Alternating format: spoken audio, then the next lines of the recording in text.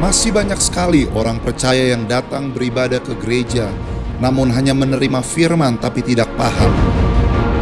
Bahkan mereka tidak bisa mengaplikasikan prinsip kerajaan sorga dalam hidup sehari-harinya. Di mana sebenarnya letak kesalahan sehingga mereka tidak bisa memahami prinsip kerajaan sorga yang dinyatakan dalam hidup mereka?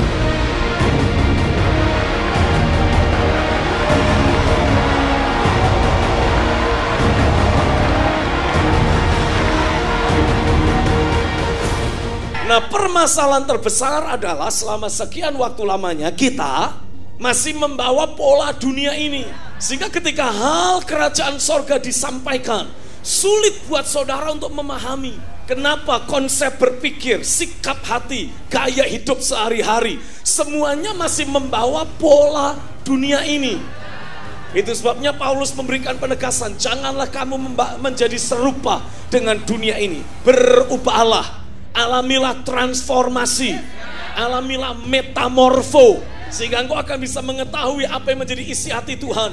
Isi hati Tuhan, kehendak Tuhan adalah membawa setiap kita hidup dalam kerajaannya, terus mendemonstrasikan, terus memanifestasikan kerajaannya dalam hidup sehari-hari. Sama seperti ketika dua murid pergi ke Emmaus. Apa yang terjadi? Alkitab mengatakan Yesus ada bersama dengan mereka. Yesus yang sudah bangkit ada bersama mereka, jalan bersama mereka, tapi mereka tidak bisa mengenali dia. Selama sekian waktu lamanya ada banyak dari antaramu sebagai orang percaya, Yesus yang sudah bangkit itu ada bersama kita, tapi engkau tidak bisa mengenali dia. Engkau hanya mengenali Yesus anak tukang kayu. Saya berdoa masa perubahan datang dalam hidupmu. Saya berdoa pekerjaan firman dan roh akan sekali lagi terjadi dalam dirimu. Sama seperti Yesus membuka mata hati dari dua orang muridnya. Hal yang sama akan Tuhan lakukan dalam hidupmu. Mata hatimu akan terbuka. Engkau akan mengerti, engkau akan memahami, engkau akan melihat realita kerajaannya. Semua tudung keduniawian, semua tudung kedagingan dirobek di dalam nama Yesus. Dihancurkan sekali untuk selamanya. Kenapa murid tidak bisa melihat? Kapan murid mulai melihat? Inilah Yesus yang bangkit. Ketika Yesus memecahkan roti. Ini berbicara tentang penyalipan daging. Ketika saudara mengizinkan penyalipan daging terjadi dalam hidupmu, pada saat itulah matamu akan terbuka. Engkau akan mulai melihat Yesus yang sudah bangkit. Dan pada saat yang sama engkau akan mulai mengenali adanya kerajaan yang sedang datang. Di sini ada satu petinju juara Asia Pasifik kamu ya? Asia Pasifik. Anggaplah ada juara Asia Pasifik. Adu lawan dengan siapa? Erwin, biasa main drum. Lengannya gede. Tapi kalau disuruh adu, saudaramu pilih yang mana? Kenapa? Karena dia tidak terlatih. Pasti kalah. Boleh pukul katanya. Si Larry bilang boleh pukul. Kalau dia sekali pukul, twing, langsung penglihatan datang. Kenapa? Dia terlatih. Yang ini tidak. Jadi pasti menang yang di sana.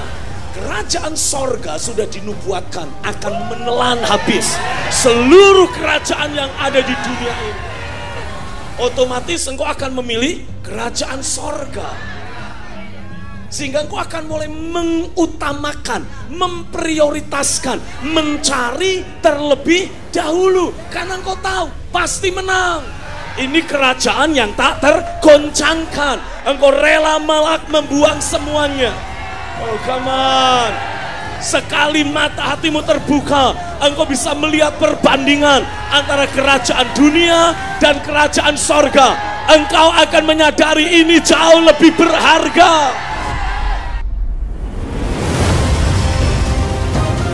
Tuhan itu nggak bisa dibandingin sama apapun. Saya pernah ada di posisi di mana saya bisa dapetin apa aja. Ya, saya gampang banget dapat segalanya, tapi ketika hal itu terjadi dalam hidup saya, itu sifatnya hanya sementara. Tapi ketika saya mulai mengerti lebih banyak, ikut ibadah di sini, menekuni pengajaran Bapak Stephen, lalu saya mulai mengaplikasikannya dalam hidup, saya mulai melihat bahwa semua apa yang saya pernah lakukan, semua apa yang saya pernah rasakan, kenikmatan-kenikmatan yang pernah saya lewatin waktu zaman dulu, itu tuh benar-benar nggak sebanding sama apa yang saya terima ketika saya berada di dalam hadirat Tuhan. Ketika ada jamahan Tuhan terjadi, saya bisa melihat bagaimana Tuhan akan membawa saya ke satu titik yang lebih lagi. Saya rasa itu sesuatu yang nggak bisa diberikan oleh dunia. Pesan yang sangat kuat sekali yang saya dapatkan yaitu Tuhan seperti tunjukkan kamu harus memiliki sikap hati yang akurat. Dengan keakuratan yang kamu bangun dalam kehidupan kamu sehari-hari, maka kamu akan melihat kerajaan yang Tuhan singkapkan di dalam kehidupanmu sehari-hari. Memang banyak pergumulan yang sedang saya hadapi, bukan cuma sekedar dalam hal masalah anak, masalah keluarga, tapi saya tidak melihat fakta yang ada. Saya tetap mau fokus pada pesan firman yang Tuhan berikan ke saya.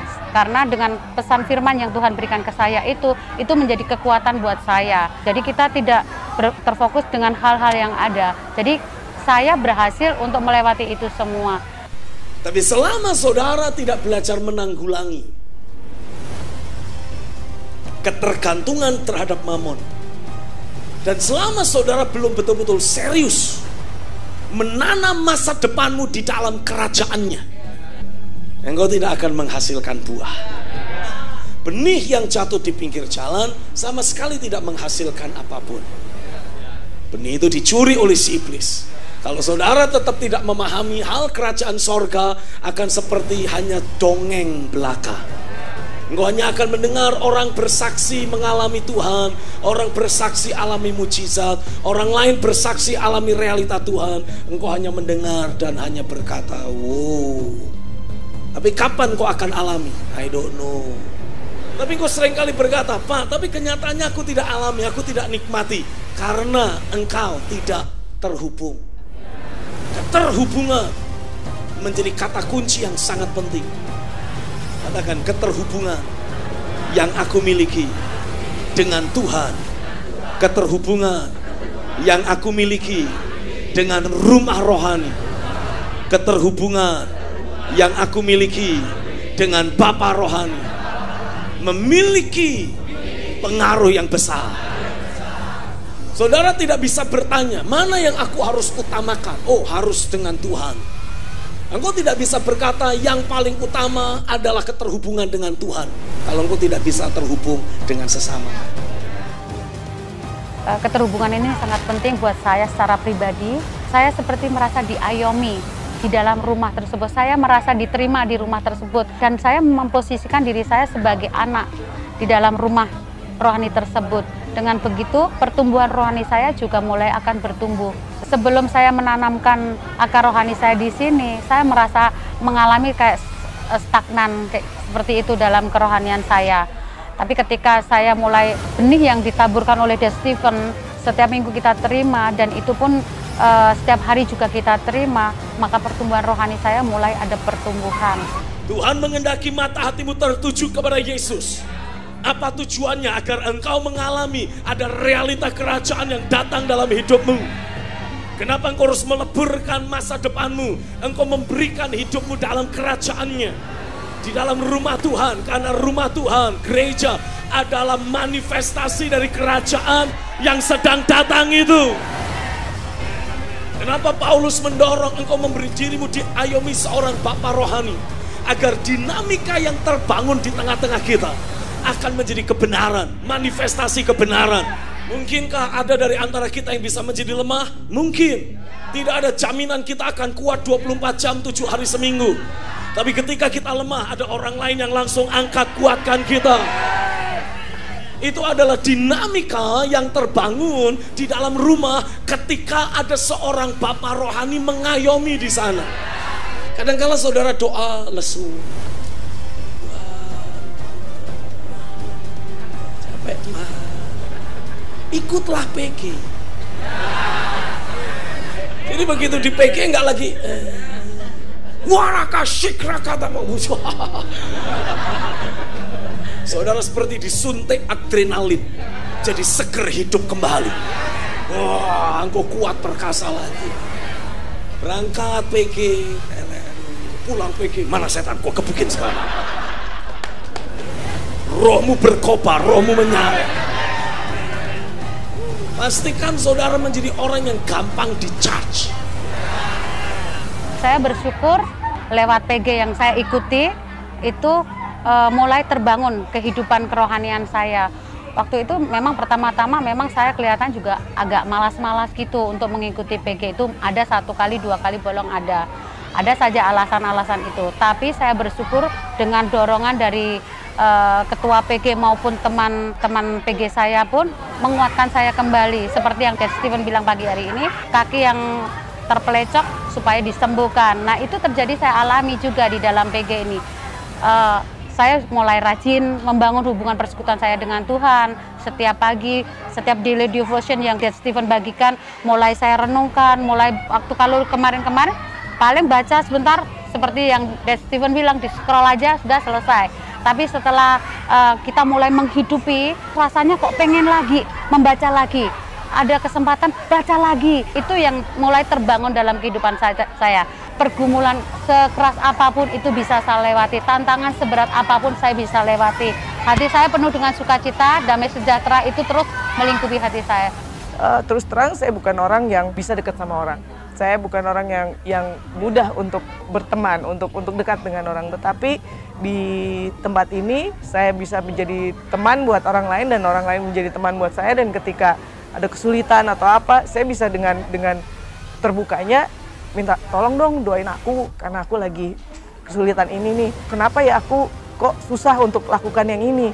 Dan itu saya bisa lakukan itu tanpa rasa, duh nanti orang itu ngomong apa tentang saya. Karena saya tahu gitu dia adalah saudara saya dan dia pasti tidak akan menghakimi, tetapi justru dengan terbuka seperti itu kami bisa saling membantu dan saling mendukung sehingga saya bisa terus bertumbuh di dalam kehidupan rohani saya. Coba semua tangannya gini. Oke, lalu pegang yang sebelahnya. Nah, udah terhubung kan? Tanganmu terhubung, tinggal hatimu yang terhubung. Semudah engkau menghubungkan tanganmu dengan tangan sebelahmu, semudah itulah engkau menghubungkan hatimu. Pegang tangan sebelahmu dan katakan, aku adalah bagian dari hidupmu. Kasih tahu, kebangkitanku akan membangkitkan engkau. Kemenanganmu memberi inspirasi untuk aku meraih kemenanganku. Itulah dinamika di dalam rumah. Kuatkanlah tangan yang lemah. Kuatkanlah lutut yang goyah. Tapi di satu sisi yang lain engkau harus pastikan engkau terus berjalan dalam keakuratan. Luruskanlah jalan bagi kakimu. Dengan saudara hidup akurat, orang lain yang timpang tidak perlu terplecok, akan disembuhkan. Kemenanganmu akan menginspirasi orang lain untuk bangkit dalam keperkasaan. Terobosan rohani yang kau alami akan membuat saudaramu yang lain dibangkitkan dalam keperkasaan. Oh, aku nubuatkan atasmu jemaat, tidak ada lagi jemaat yang lemah, tidak ada lagi jemaat yang kalah. Dinamika di dalam rumah telah mengakibatkan terjadinya terobosan terbesar. Lepaskan, impartasikan roh kasih, roh pengampunan, roh penerimaan, sehingga dinamika di antara kami terbangun secara akurat. Lahir dinamika roh, lahir kebenaran ilahi yang membuat kami, menyatukan kami menjadi satu tubuh, memiliki satu kehidupan roh, memiliki satu destiny yang sama, mengerjakan, mengejar agenda kerajaan yang sama. Terjadilah di dalam nama Yesus. Aku meteraikan dinamika kerajaan. Aku meteraikan dinamika kerajaan. Aku meteraikan kehidupan berkerajaan di tempat ini, termanifestasi di tengah kami, dinyatakan sekarang ini, mulai sekarang Terjadilah di dalam nama Yesus. Yang percaya sama-sama katakan.